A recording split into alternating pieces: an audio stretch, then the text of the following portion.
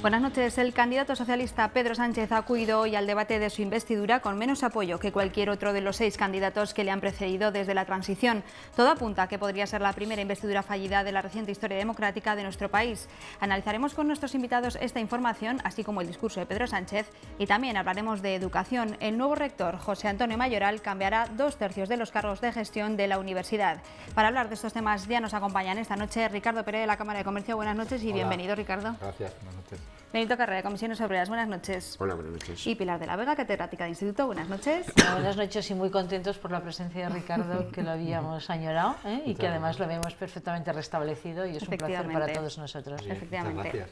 Bueno, comenzamos nuestro programa hablando de la investidura de Pedro Sánchez, que ha comenzado esta tarde con el discurso del líder del Partido Socialista. Mañana, como saben, Sánchez se someterá a la votación de los grupos. Para lograr ser presidente en esta primera votación debe lograr la mayoría absoluta del hemiciclo, lo que es imposible a tenor de los votos en contra ya anunciados. ¿Veis a Sánchez como presidente del gobierno, Ricardo? Así, directamente. Directamente. Dice, ya que vienes, Ya que vienes, no te perdona nada, la primera y la frente, Ricardo. Pues, no, no. no. No, por los números y las Pero no por el discurso. posiciones. No lo ves por los números. A mí el discurso me ha parecido más propio de una moción de censura al PP que de una investidura. Ay, a mí Pero no. bueno, en fin. Bueno, son argumenta y argumentaré. Percepciones, ¿no? Creo que está demasiado, que pretende aglutinar demasiado en contra de, y creo que se enriquece más el discurso cuando es a favor de eso, reconociendo la valentía que ha tenido de dar un paso adelante y de coger el toro por los cuernos y tirar para adelante para intentar desbloquear la situación. Pero vistos los datos, que son los que son, o sea, del 20 de ahora no han cambiado el número de diputados, su opción pasa por una abstención de Podemos y todo ese arco, ¿no? Y no parece fácil hoy por hoy, y más después de la reacción de Podemos de esta misma tarde, ¿no? Benito. Yo la verdad es que creo que voy a hacer algo que igual le gusta a Pilar. Yo creo que ha conseguido ser muy mediático. Cuenta lo que me has dicho por las escaleras, Yo Cuéntalo, creo que va a ser muy que ha conseguido ser muy mediático en su discurso. Creo que si Solo seguimos, mediático, me has dicho algo más que mediático, ¿eh? Si seguimos toda la línea que ha seguido, habría que decir que yo he de felicitarle primero por algunas cuestiones. Me ha gustado el tema de la derogación del 315.5. Sí, por tanto, eso es un salto importante, digo, para los sindicalistas, algo que veníamos reivindicando como elemento importante, ¿no? Creo que también es un presidente, aparte, se lo he dicho a Pilar, digo, ha tenido un discurso muy fácil, con un guión de trabajo muy bien elaborado y además poniendo encima de la mesa que desde mañana, si quieren ustedes, empezamos a aplicar determinadas políticas. Pero yo creo que es un político, es decir, la sensación que tengo hoy, a lo mejor veremos a ver qué pasa. Creo que después de tantas bofetadas como le han dado en su propio grupo, creo que está en una libertad vigilada, Pedro Sánchez. Digo, en esa libertad vigilada, y además creo que a veces también yo creo que le han puesto fecha de caducidad. Porque ha habido una expresión que me ha sorprendido. ¿Como el yogur o qué? No, porque ha dicho... Ya sabes que las fechas de caducidad ya no son lo que eran antes. No, pero ha dicho, se pueden comer, como el yogur, que ya se pueden comer. No, dice, me gustaría hacer un pacto de izquierdas, pero no es posible. Porque no le dan los números, ha dicho. Porque no le dan los números. Pero a la vez también ha marcado otra línea de actuación que ha dicho, también es verdad que nuestros 90 diputados serán los que marcarán el futuro. Esa es la centralidad de la Cámara ahora mismo, Claro, ¿qué es lo que ocurre? Que yo creo que hay... no para que me diga Pilar que meto la patita o que saco la patita. Creo que hay 16 puntos de los que le presentó Izquierda Unida, por ejemplo, ¿no? En el programa de reforma fiscal, combatir el fraude. Creo que ha ido recogiendo cada uno de los temas, pero hay algunas cuestiones donde yo he echado en falta esa pelea que uno tiene que tener con lo que han sido políticas de derechas puras y duras, ¿no? Como por ejemplo ha sido lo de la ley Mordaza, por poner un ejemplo, o lo de la reforma laboral. Y me voy a detener un segundo en lo de la reforma laboral.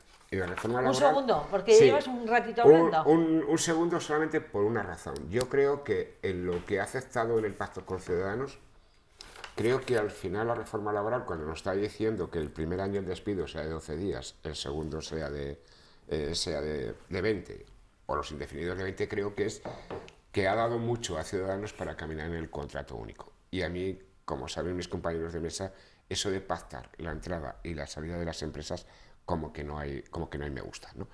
Y luego ya hablaremos un poquito más al respecto. Pilar. Cuando bajábamos por las escaleras, Benito y yo, hablábamos del discurso de Pedro Sánchez y decíamos a la Limón que nos había parecido que había estado bien. Es decir, bueno, yo tampoco tenía grandes expectativas sobre la figura de Pedro Sánchez. Yo le veía muchos claros oscuros, como decía Benito, y yo creo que ha estado muy templado, muy serio, ha dominado muy bien la escena, es decir, la parte esa mediática, el dominio lo ha hecho muy bien, dirigiéndose a todos los lados de la Cámara.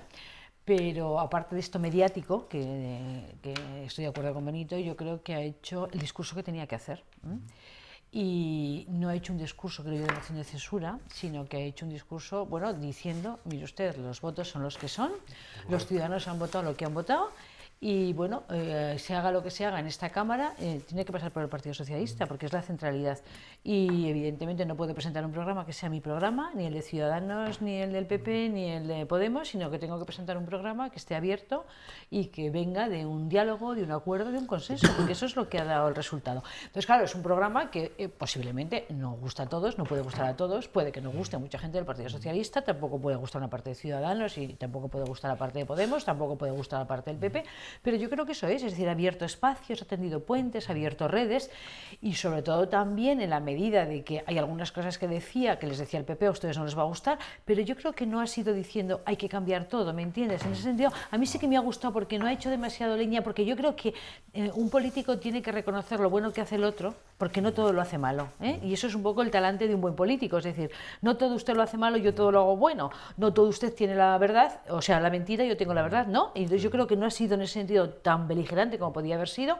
Y por otro lado, claro, eso de decir, lo podemos hacer mañana, eso se lo decía Podemos, lo podemos hacer mañana, y eso lo ha repetido bastantes veces, y al final yo creo que ya veréis como mañana los titulares, en una parte puede decir, lo podemos hacer mañana, y es verdad, porque les ha dicho, lo podemos hacer mañana si ustedes quieren, ¿no? ¿Pero lo veis como presidente, sí o no? A ver, lo veo como presidente de gobierno, como yo, sí es o decir, no. vamos a ver, si por los votos de mañana y de pasado, no, está claro esto, los votos no le dan para ser presidente, pero ha hecho lo que debería de hacer siendo un partido central, como era el Partido Socialista, el que podía aglutinar a la derecha e izquierda, y ha aglutinado a la derecha, pero no ha aglutinado a la izquierda, y es el que puede permitir que corran los plazos para que haya elecciones, porque lo que está claro es que yo creo que nadie está muy conforme y lo ven con una falta, yo creo que de cortesía y sobre todo de coherencia, incluso de honradez democrática, lo que ha hecho el señor Rajoy, que no ha querido un debate de investidura porque iba a perder, pero claro, si no va nadie al debate de investidura, no corren los plazos para convocar elecciones, estaríamos en un vacío desde el punto de vista constitucional, por lo tanto a mí me parece que también ha tenido ese talante para hacerlo, y ahora bien, también se ha reforzado él su figura, es decir, internamente en el Partido Socialista él se está reforzando su figura importantemente para poder ser candidato si hay elecciones. Eso también hay que entenderlo. No nos engañemos. Yo creo que Mariano Rajoy ha cometido muchos errores y especialmente todo lo que está relacionado con la corrupción de su partido. Porque si participó muy mal, si la conoció y lo dejó, mal. Y si no la conocía, casi más preocupante que todo. O sea, que por ese lado... Yo nunca me creo que no sepan lo que está pasando a tu alrededor, claro, ya sabes. Bueno, es mi teoría, sí, nunca me lo hasta creo. Que lo podamos demostrar...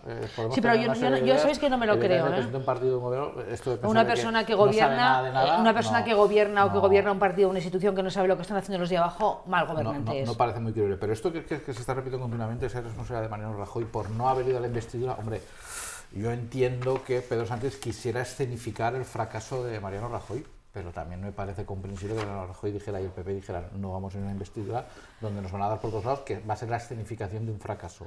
Porque se le había dicho, pero si no van, no corren los plazos para un proceso abierto de nuevas elecciones. Pedro Sánchez ha cogido el relevo. Bueno, ha cogido el relevo, pero si no se lo llega a coger... Bueno, pues habría que... Sí, lo que pasa es que... Una situación nueva y difícil. Otra cuestión al margen del discurso de Pedro Sánchez. La mayoría de los varones del PSOE, entre ellos Javier Lamán y Susana Díaz, no han acudido a este primer debate de la investidura por, según han alegado, razones de agenda. Yo no sé cómo valoráis. Bueno, la verdad es que yo por eso decía antes el tema Estaba el presidente de Extremadura y el presidente de Valencia. Y parece que he visto yo en la foto. Sí. No, pero por ejemplo Lamán ha dicho que no iba por un problema de agenda. Es un poco lo que he querido decir al principio, cuando he empleado el conceptillo ese de libertad vigilada, a lo mejor también es que puede ser que algunas personas dentro del PSOE hubiesen querido mejor un pacto de izquierdas, a ver si se consolidaba un pacto de izquierdas que no un pacto con Ciudadanos. La pregunta Pero es que Benito, un pacto de izquierdas obliga a una abstención claro. fundamentalmente Claro. del elemento catalanista claro. del elemento nacionalista. Y eso es una línea roja que pero tenía, entonces no es posible, no hay pacto de izquierdas, no dan los la aritmética votos. aquí está muy clara en ese aspecto. Pero la pregunta era, ¿veis a Pedro Sánchez como presidente? Yo me inclino en estos momentos por decir que no. Y fíjate que... ¿Pero porque no tiene talante o por los votos? No, por los votos, por la aritmética vale, pura y Pero dura. nos han dado la situación. Es decir, por No hablamos aritmética. de su capacidad Pero o su talento, que ese sería otro discurso. fíjate, Pilar, que si has escuchado el debate, la palabra cambio la ha empleado muchas veces. Sí, claro, porque La esa es la clave. segunda expresión es que ha dicho, desde el diálogo todo es posible. Y es verdad. Tercer punto, Y ha dicho que eso es ha la hablado democracia. ha hablado de compromiso y de respeto para que todos tengan cabida. Pero ha matizado una cosa muy importante, que igual te has percatado. Las diferencias ideológicas no deben ser un problema. Pero es que la ideología y la forma de proceder es lo que realmente determina. Hombre, no tiene que ser un problema cuando no tienes mayoría absoluta, sí, perdona. Pero por poner un es que no hay ejemplo. mayorías absolutas. Pero por ahí. poner un ejemplo, Pilar, algo que es importante. El acuerdo con Ciudadanos acata sin cuestionar la senda de la consolidación fiscal, por poner un ejemplo, ¿no? Es decir, eso está súper claro. Por tanto, no cuestiona las políticas, la política económica que puede llevar este país. En segundo lugar, no nos han planteado ambos grupos, porque no existe la existencia de una memoria económica para ver realmente hacia dónde van a trabajar y cómo van a trabajar en los compromisos contraídos. No ha dicho absolutamente nada, ha dicho simplemente que subiría el salario mínimo, cuando realmente el compromiso que le han pedido otras fuerzas es llevar el salario mínimo a los 800 euros. Y se está hablando en estos momentos del 1%. Que puede haber elementos positivos en cuanto al talante, la mejora, el discurso, etc. Pero yo creo que hay que profundizar en cada uno de los conceptos que ha dicho. Ha dicho reforma fiscal progresiva. Perdona, Benito, y en cuanto al contenido, cuando tú haces un pacto, tú no puedes poner todo tu programa, ni pone Ciudadanos todo el suyo, ni puede poner Podemos todo el suyo, ni el PSOE todo el suyo. Es un pacto, cada uno tiene que ceder, por eso los problemas ideológicos hay que consensuarlos de alguna manera, pero hay algunos aspectos que él propone que a mí sí me parecen importantes para un cambio. Por ejemplo, todo el tema que ha planteado de la independencia de los organismos jurisdiccionales. Sí. Claro, por ejemplo, me parece fundamental. Eso lo hemos dicho muchas veces, fíjate, el fiscal, no sé qué, Radio Televisión Española, Tribunal Constitucional, Justicia, a mí me parece fundamental. Todo lo que ha planteado relacionado con la corrupción, a mí me parece fundamental. Los pactos que ha dicho de leyes, de pacto fundamentalmente a la violencia de género, pacto educativo, ha planteado una serie de temas que yo creo que es que todos estarían de acuerdo. Y es más, ha dicho, y todos estos pactos los tengo que hacer hay que hacerlos también con ustedes, señores del Partido Popular, que estarían de acuerdo también en hacerlos. Mirad, si pensar simplemente en algunas cosas que se podrían asumir el Partido Popular, el discurso que ha hecho Pedro Sánchez, dos claves: si asumieran que han cometido errores y que tienen que quitar algunas cosas y que tienen que asumirse en el pacto, y que evidentemente si desapareciera la figura alternativa, la figura de su presidente Mariano Rajoy. Y a lo mejor pensarlo bien, si no sería posible un gran acuerdo de los tres. A ver si no sería posible un gran acuerdo de los tres. Ahora, tienen que asumir que han cometido errores, pero claro, como decía este caballero nuestro que ha venido por primera vez después de tanto tiempo y que tanto hemos hecho en falta, Ricardo, si resulta que lo que le está pasando es que la corrupción no se han enterado. Sí, yo donde veo la mayor para cerrar. debilidad de Pedro Sánchez es que creo que no puedes pactar un programa de gobierno con Ciudadanos y a la vez ofrecerle a Podemos otras medidas que colisionan con lo que es. O sea, esa jugada realmente ha sido algo extraña, ¿no? No sé, no parece muy viable esa situación. Además, Ciudadanos le ha dicho que si cambiaba no votaría. Claro, lógicamente, si hemos firmado algo, no haga usted a hablar con Podemos de eso. Y sí que se habla de la posibilidad de ese gobierno a 2 o a 3 para un par de años, para afrontar todas estas reformas de calidad democrática, de hacer una ley de educación por fin consensuada entre los partidos que dure 2 generaciones por lo menos. Y la regeneración de la vida política, la independencia de los organismos. Esto sería fantástico que ese gobierno. Sí que tiene un matiz que yo no había advertido, que hay quien dice que ese posible pacto de PP, PSOE, Ciudadanos en su momento, que a quien más favorece es a Podemos, porque lo coloca claramente como la alternativa a eso, ¿no? Entonces, Claro. es un Luego matiz. la otra clave es que... En las estrategias Claro, estas lo que a pasa es que, tener en Ricardo, cuenta. la otra clave en que medimos, en el sentido de Estado, en el sentido de claro, España, no. en el sentido de mi partido, de mí. Aquí se puede mirar yo, lo que me interesa para mí, Mariano Rajoy, para mí, Pablo Iglesias, para mí, Pedro, para mí, Rivera, yo, una. Mi partido, ¿qué le interesa a mi partido? Y otra, ¿qué le interesa a este país? No, y a veces a los mira- ciudadanos de este país. Vamos a Yo escuchar propongo a- que pensemos en los ciudadanos Y a de este veces país. hasta- Para Vamos a eso, escuchar a acuerdo. Benito. Hasta miran tres factores, yo, mi, me, cuatro conmigo. Cuatro conmigo. Tendría que- Eso yo. Benito, mirar eso. brevemente. Sí, yo ya brevemente, simplemente decir, yo creo que en su recorrido del discurso ha planteado todos los temas que estamos discutiendo aquí, otra cosa es cómo hacerlo. Ha hablado de la corrupción, por lo tanto importante, ha hablado del pacto sanitario, importante, ha hablado de una nueva ley de salud pública que es importante, del tema de la dependencia, del tema de la violencia de género, de la Igualdad de salario masculino, de la brecha femenino, salarial, mundial. Hay un dato que me ha sorprendido, el bonus en estos momentos en la Ley General de Seguridad Social de ofrecer 2 años a las... Eso te habrá gustado mucho, ¿verdad? Exactamente, a las trabajadoras que por alguna Exactamente. circunstancia creo que es positivo. Ha metido el tema de la educación, ha metido el tema de la ciencia, el de la cultura y el de la justicia. Ahora, por eso digo que en esta mesa yo dije el otro día que me gustaba la música, pero claro, al final todo esto hay que desarrollarlo, porque me dice nuevo estatuto de los trabajadores. Pero ¿en qué se concreta el nuevo estatuto Pero de eso los no te lo trabajadores? puedo hacer en un programa de ¿En qué? investidura, cómo se Y luego desarrolla, Benito. termino con Sí, una tenemos cuestión que cambiar que es el tema. importante porque para mí, aunque debería haber dicho que hago autocrítica del papel de la reforma constitucional del 135, bueno, no ha hecho autocrítica, ha dicho que realmente la nueva ley presupuestaria no iría en consonancia con el 135. Me hubiese gustado que hubiese hecho una autocrítica formal, seria y rigurosa, porque el 135 fue la austeridad y el déficit y el empeoramiento de todas las capas populares de este país. Y por eso perdió Bueno, las elecciones el Partido Socialista. Veremos, Exacto. vamos a dejar aquí ese tema. Veremos qué pasa mañana, se lo contaremos aquí todo en Mesa de Redacción. Vamos a hablar ahora de los cambios que el nuevo rector de la universidad ha decidido poner en marcha. José Antonio Mayoral incluye 11 caras nuevas en su equipo, pretende introducir más el inglés en las aulas dar mayor presencia a las nuevas tecnologías, así como fomentar la transparencia y la participación. ¿Qué os parecen estas medidas, Pilar?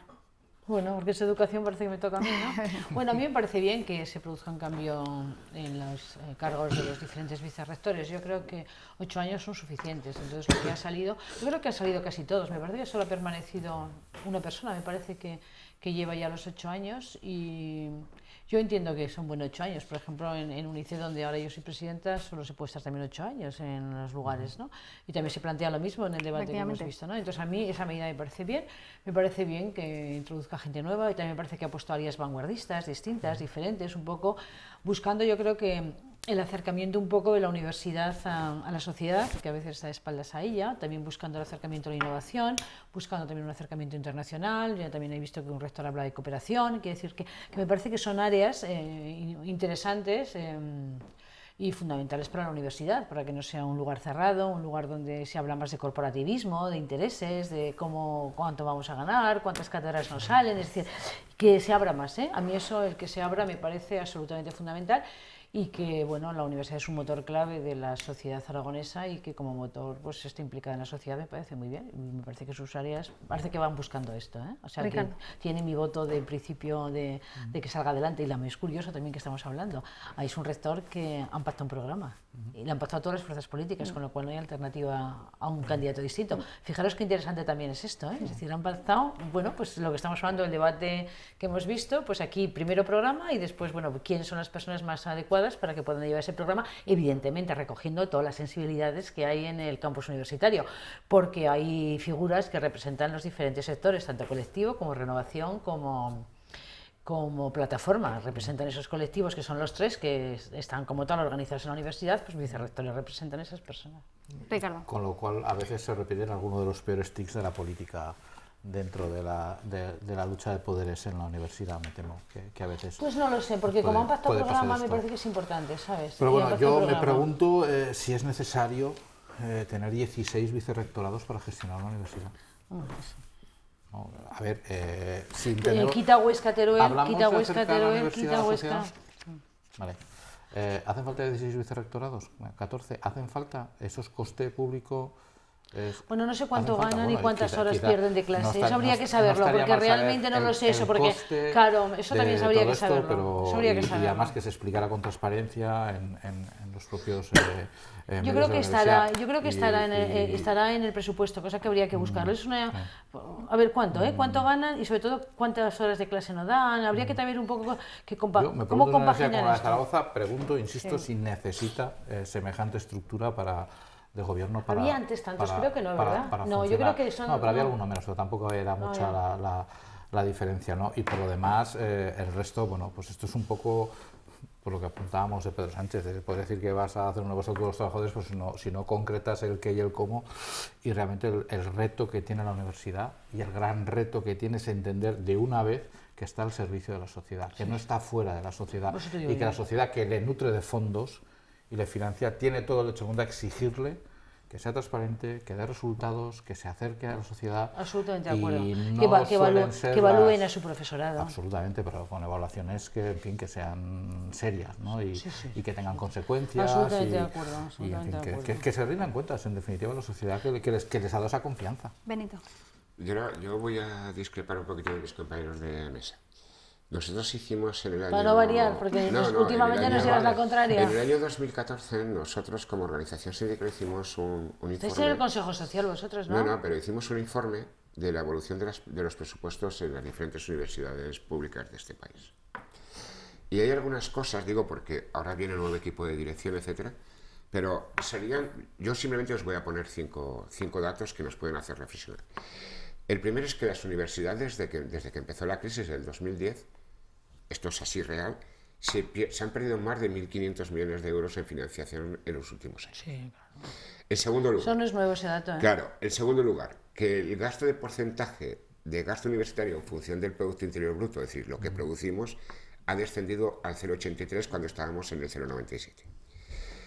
Que se han producido un recorte de personal del 32%. Y que no ha habido más reposición porque estaba prohibido por ley. Exactamente, que el 56%... Con lo cual no ha habido tan apenas plazas nuevas de titulares ni catedráticos. Y han entrado becarios. Y hay muchísimos profesores asociados. Claro, que las tasas y precios se han incrementado más de un 23%. Y que ha bajado las becas.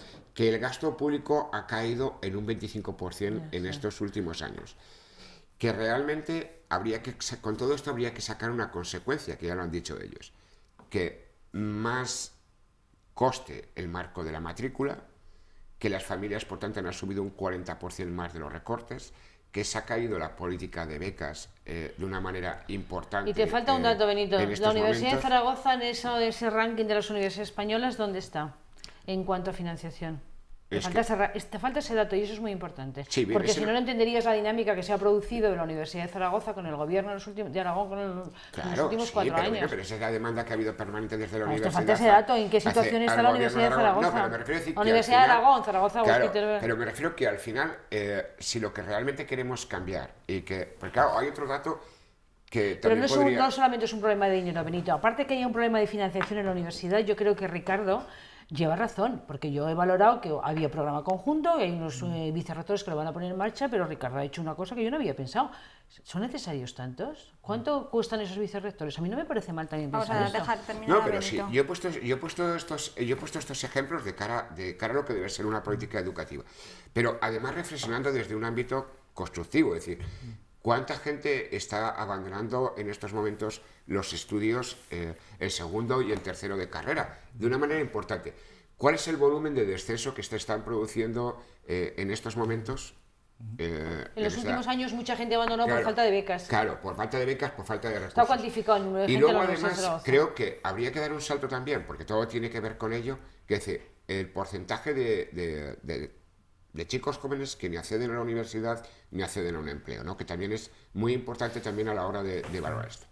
Claro, con todo esto, lo que habría que pensar y lo que habría que transmitir es que todo el dinero que puede ir hacia educación, hacia la universidad, hacia la formación profesional, al final es una inversión de futuro que realmente todo el mundo la debería tener en cuenta. Por tanto, todo lo que cae el Producto Interior Bruto con respecto al marco educativo, creo que es una mala noticia. Todos los problemas de la universidad se solucionan, y ese es su discurso continuamente, con más dinero, más dinero, más dinero. Y nunca hablamos de eficiencia en la gestión. Nunca. Siempre se soluciona con más dinero. ¿Qué parte de la matrícula de los alumnos cubren los ciudadanos? ¿Qué parte es? O sea, cubre el alumno y qué parte cubre el ciudadano.